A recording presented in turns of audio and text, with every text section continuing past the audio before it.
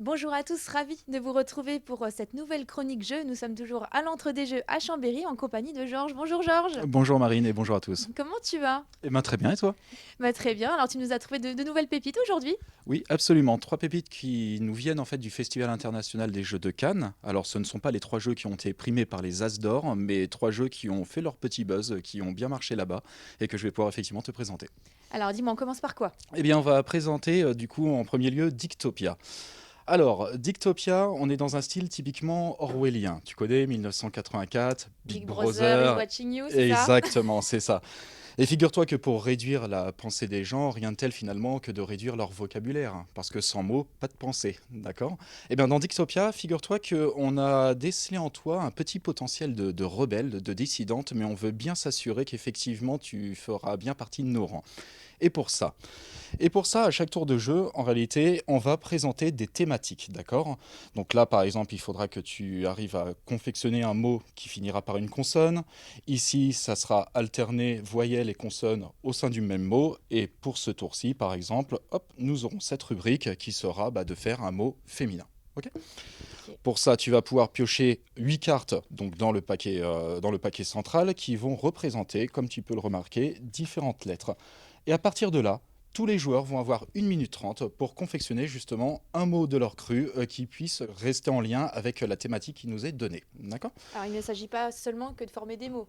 Non, absolument, non, non. Parce que le mot que tu vas former va être intéressant à savoir. Parce que imaginons que là, avec les lettres que j'arrive à avoir, je vais créer le mot censure. Je peux prendre le C, le E, le N, et ainsi de suite jusqu'à confectionner mon mot. Il se trouve qu'à la fin du tour, le mot sera effectivement bien féminin, donc je gagnerai 2 points. Mais je gagnerai également un point pour toutes les cartes que je vais utiliser pour ce mot-là. Et le nombre d'œils que tu vois ici sur chaque lettre va également être intéressant parce que, comme tu le disais en préambule, Big Brother est en train de nous regarder. Et si tu as très exactement 12 yeux parmi ton mot, eh bien dans ce cas-là, tu gagneras des points supplémentaires. Alors c'est uniquement si on a les 12 yeux en question, si on en a moins, Eh bien ça si compte tu en pas. as moins, voilà, tu n'auras pas les points bonus qui seront liés à ça. Voilà, donc on va se débrouiller pour avoir autant d'yeux possible. C'est ça, absolument. Très bien, écoute, tu as peut-être un autre jeu à nous présenter, Oui, mais je crois que c'est pour les plus petits. absolument, allons-y. Allez, c'est parti. C'est coloré comme jeu. Eh bien ça, c'est Cosmic Race. Cosmic Race, c'est un petit jeu donc pour les 6 ans d'une course galactique, d'accord? Où il va falloir bien évidemment arriver le premier. Toi, tu vas commencer d'ici, au point de départ, et le but du jeu va être de traverser tout le circuit jusqu'à atteindre ce point-ci, auquel cas tu récupéreras une coupe, et si possible la coupe en or, parce que c'est celle-ci qui te permettra de gagner 4 points de victoire. Et qui vaut le plus de points. Exactement, c'est ça.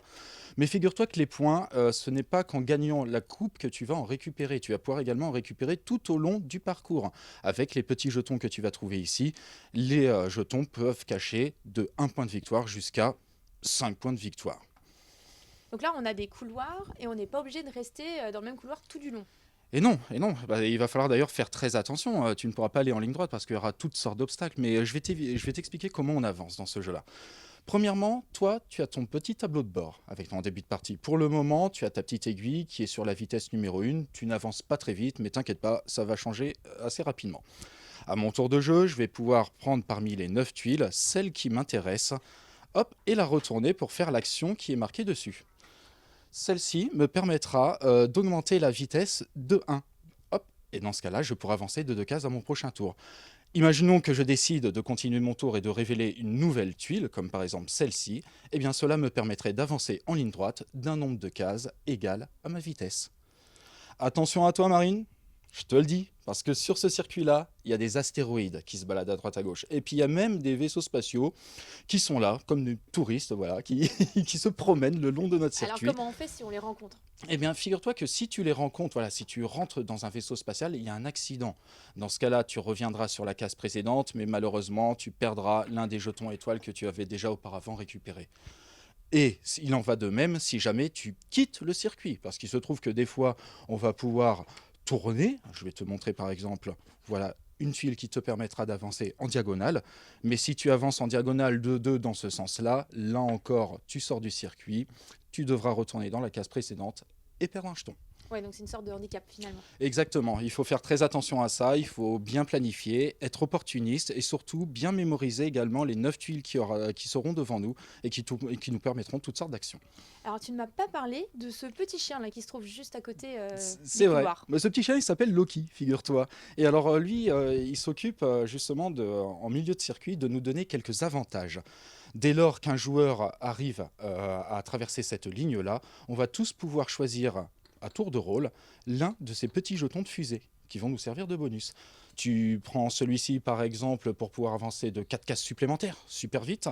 Celui-ci par exemple pour te protéger d'un futur accident. Mais moi figure-toi que je vais prendre plutôt celui-là. Il sert à quoi? C'est un petit aimant à jetons. Il se trouve que moi je suis là actuellement. J'ai plein de petits jetons autour de moi. Grâce à mon aimant, je vais pouvoir tous les récupérer d'un seul coup. Ah ouais, c'est plutôt efficace comme technique Et finalement. ouais, mais il fallait choisir ce jeton-là du coup. C'est le secret pour gagner. On choisit le bon jeton. Bah, très bien pour ce jeu, donc c'est Cosmic Race. On va passer à la suite. Je crois que c'est un jeu de cartes. Un petit jeu de placement de cartes, même, je dirais. Un petit jeu qui peut s'apparenter à d'autres que certains de nos spectateurs connaîtraient déjà, à savoir par exemple le Skyjo. J'imagine que c'est pas inconnu pour On certains. connaît bien. Voilà. Dans ce jeu-là, en fait, dans Etheria, c'est tout bête. C'est à ton tour de jeu, tu vas piocher une carte dans la pile de pioche, d'accord? Tu vas décider soit de la remplacer avec l'une des cartes que tu avais en jeu, soit une carte face cachée, soit une carte face visible, je fais comme bon me semble, soit je vais décider, cette carte-là, de ne pas la vouloir, de la défausser, auquel cas je révélerai l'une des cartes présentes sur mon plan de jeu. Voilà, donc on est sur le principe du Skyjo. Exactement, c'est ça. Sauf qu'à cela va venir s'ajouter plusieurs choses. Parce que dans ces cartes-là, qu'on va pouvoir récupérer, il y a premièrement des cartes de personnages. Il y aura des gobelins, il y aura des nains, il y aura des elfes, il y aura des humains. D'accord? Deuxièmement, nous allons avoir également des cartes de paysages. Bah oui, un royaume, c'est forcément constitué de paysages. Et pour ça, on aura des marais, des forêts, des champs de blé et des montagnes. Et à partir de là, eh bien, figure-toi que par exemple, si un de tes nains se trouve à côté d'une montagne, tu gagneras des points. Si un elfe se situe à côté d'une forêt, tu gagneras des points également. Mais il y aura aussi quelques relations de voisinage. C'est-à-dire que si tu mets un nain à côté d'un elfe, ils perdront des points mutuellement parce qu'ils ne peuvent pas se piffrer.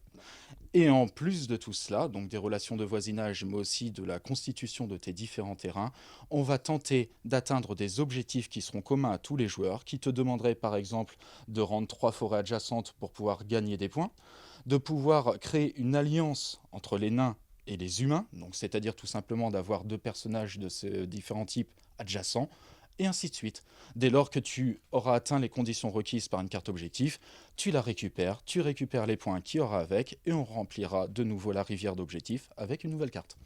Alors tu ne m'as pas parlé du dragon, à quoi il sert? Eh oui, il y a un dragon, effectivement. Alors le dragon que tu vois ici, eh bien il va falloir que tu l'apprivoises, figure-toi. Et pour l'apprivoiser, il va falloir que parmi les 4 cartes qui lui sont adjacentes, qu'il y ait au moins 2 personnages issus d'une même tribu. Ainsi, avec ces 2 humains, je peux apprivoiser mon dragon et gagner les 3 points de victoire. Donc là, globalement, on a des personnages, mais pas seulement, il y a aussi un portail. À quoi il sert? Mais je vois que tu es observatrice, absolument. Alors, le portail, c'est tout bête, il sert à connecter toutes les cartes qui lui sont adjacentes. Comme tu peux le constater, eh bien ici, il y a un nain, d'accord? De son autre côté, il y a une montagne. Eh bien, grâce au portail, on va considérer que le nain est adjacent à la montagne, et ainsi, il pourra gagner les points, comme je te l'ai dit en début d'explication. Eh ben, très bien, encore de nouvelles pépites de quoi étoffer notre ludothèque. Merci Georges Merci pour ces Marine. nouvelles découvertes. En tout cas, nous, on se retrouve très vite pour une nouvelle chronique sur 8 Mont Blanc. Je vous souhaite une très belle soirée et à très bientôt.